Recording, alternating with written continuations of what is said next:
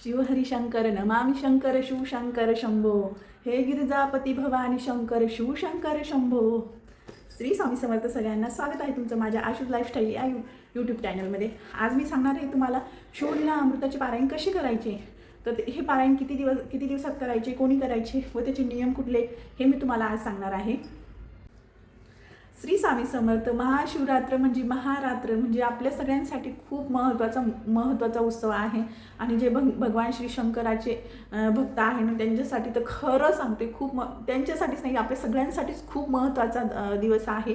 आणि या दिवशी आपल्याला काय करायचं आहे, आपले महाशिवरात्र कधी आहे, तर महाशिवरात्र आहे 15 फेब्रुवारी 2026 वार रविवारी. या दिवशी आपली महाशिवरात्र आहे. या दिवशी काय करायचे, कुठले नियम आहे, या दिवशी आपल्याला कुठलं पारायण करायचं आहे ते मी तुम्हाला सांगणार आहे. तर शिवलीला अमृत या ग्रंथाचे पारायण कशी करायचे आहे, हा ग्रंथ बघू शकता तुम्ही. हा ग्रंथ आहे शिवलीला अमृतचा. तर याची अध्याय 15 आहे, पण आपण 14च वाचले तरी चालेल. तुम्हाला वाचायचं असेल तुम्ही 15वा पण वाचू शकता. आता हे पारायण कशी करायची, कोणी 7 दिवस करतं, कोणी 5 दिवस करतं, कोणी 3 दिवस करतं. ज्यांना 7 दिवस करायचे आहे त्यांनी रोज 2 अध्याय वाचायचे आहे. ज्यांना 5 दिवस करायचे त्यांनी 3 वाचायचे. आणि ज्यांना 3 दिवस करायचं आहे त्यांनी 5 असे वाचायचे आहे.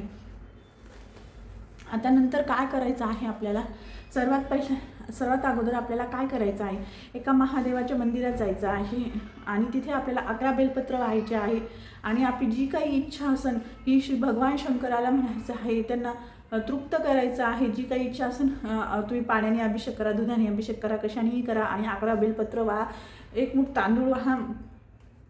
आणि नंतर मग तुम्ही जी तुमची इच्छा असेल, धन धान्य संपत्ती संतती जी काही इच्छा असेल ती तुम्ही श्री भगवान शंकराला म्हणायचं आहे. आणि म्हणायचं आहे की मी एवढे 7 दिवसाचं पारायण करणार आहे. जे 7 दिवसाचं करणार आहे त्यांनी 7 दिवसाचं म्हणा, 5 दिवसाचं म्हणा, 3 दिवसाचं म्हणा, 2 दिवसाचं म्हणा.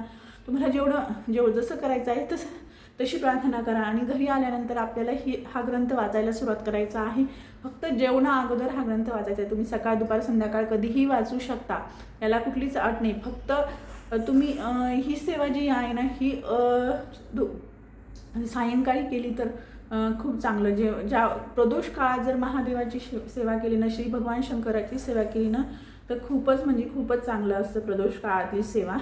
तर तेव्हा केलं तर तुम्ही खूप अतिउत्तम. पण आता सर्वांचे धगधकीचं जीवन झालेलं आहे, बिझी शेड्यूल झालेलं आहे. तुम्हाला जेव्हा टाईम भेटेल, जसा टाईम भेटेल तशी तुम्ही करू शकता. दुःख, क्रोध, काम, क्रोध, शुद्ध या सगळ्या गोष्टीवरती एकच उपाय आपला आहे. हा महामंत्र आहे, महाउपाय आहे. असं म्हणा, ओम नमः शिवाय, ओम नमः शिवाय, किंवा मग नमः शिवाय, ओम नमः शिवाय, किंवा मग नमः शिवाय या मंत्राचा जप केल्याने आपले हे सगळे पाप नष्ट होतात. तुम्हाला सांगते, नक्की करा, रिझल्ट येईलच तुम्हाला. तुम्ही मनापासून करा, कुठलीही सेवा करताना मनापासून करा. मी सांगते म्हणून करू नका, कुठलीही सेवा मनापासून करा. महाराजांपर्यंत नक्की पोहोचेल आणि तुम्हाला त्याचं फळ पण नक्की भेटेल.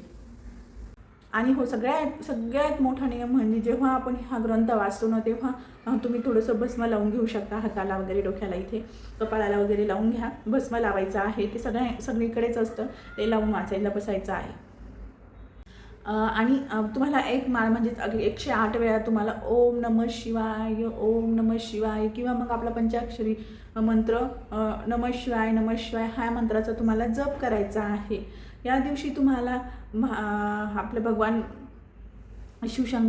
शंकराला काय अर्पण करायचं आहे, कुठल्या गोष्टी, कुठला नैवेद्य. महाशिवरात्र म्हणजे खूप मोठा दिवस आहे आपल्या सगळ्यांसाठी. आणि या दिवशी खरं सांगते मी, नक्की शिवलीला अमृत या ग्रंथाचे पठण करा. कोणी 1 दिवसाचेही करू शकता. ज्यांच्याकडनं शक्य असेल ना, त्यांनी नक्की 1 दिवस तरी या ग्रंथाचं पठण करा. तुम्हाला सांगेल एवढा रिझल्ट भेटतो ना, सगळ्या संकटातून माणूस मुक्त होतो. आपले भोलेनाथ खूप भोले आहे, ते आपल्याला कुठल्याच गोष्टीची कमी पडू देत नाही. तुम्हाला काय करायचे, जे नियम कुठले आहे, सगळ्यात महत्त्वाचा नियम आहे याचा की तुम्ही हे मांसाहार तुम्हाला पूर्णपणे वर्ज्य आहे. दुसरं म्हणजे तुम्ही पांढरे वस्त्र घातले तर अतिउत्तम. जरी पांढरे नसेल तर तुम्ही काळे वगैरे नाही घालायचे, दुसऱ्या अदर कलर्स घातले तरी चालेल. पण आपले पांढरं वस्त्र असेल तर नक्कीच घाला. आजकाल सगळ्यांकडेच असतंच. तर नंतर आपल्याला मांसाहार पूर्णपणे वर्ज्य करायचा आहे आणि आपल्याला ब्रह्मचर्याचं पालन करायचं आहे. आणि कांदा लसूण वर्ज्य करायचं आहे. बाकी तुम्ही सगळं करू शकता. तुम्ही कुठलीही भाजी वगैरे खाऊ शकता, म्हणजे भाजीपाला वगैरे, आपली मेथीची भाजी, पालकाची भाजी, वरण भात सगळं खाऊ शकता. फक्त कांदा लसूण वर्ज्य करायचं आहे, ते आपल्याला खायचं नाही. नंतर तुम्ही काय करायचं आहे, आणि नंतर आपण जेव्हा आपण ते पोथी ग्रंथ वाचणार तेव्हा दिवा हा आपला कंटिन्यू लावलेलाच असला पाहिजे. आपण जो काही भाजी भाकरीचा नैवेद्य असतो तो दाखवायचा आहे देवाला, तो दाखवायचा आहे. किंवा मग तुम्ही सरळ दही भातही दाखवला तर खूप चांगलं. नंतर या ग्रंथाचे जे नित्यपठन करते त्याच्या घरामध्ये धन धान्य संपत्ती संतती सर्व काही भेटते.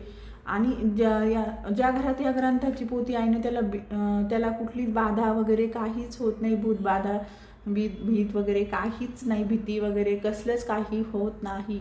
आणि नंतर याचे 3 महिने कंटिन्यू पठण केले ना, सुख समृद्धी ऐश्वर्य धन धान्य घरामध्ये पण सुख समृद्धी सर्व गोष्टी, कुठल्याच गोष्टीची कमतरता होत नाही. तुम्ही जर कंटिन्यू 3 महिने हा ग्रंथ वाचला ना, शिवलीला अमृत, तुमच्या संसारामध्ये, तुमच्या घरामध्ये सुख समृद्धी ऐश्वर्य संतती संपत्ती सर्व नांदेल. आणि 108 वेळा ओम नमः शिवाय ओम नमः शिवाय ओम नमः शिवाय या मंत्राचा जप करायचा आहे. व्हिडिओ आवडल्यास लाईक शेअर सबस्क्राईब नक्की करा. भेटूया अशाच एका नवीन व्हिडिओमध्ये. तोपर्यंत श्री स्वामी समर्थ.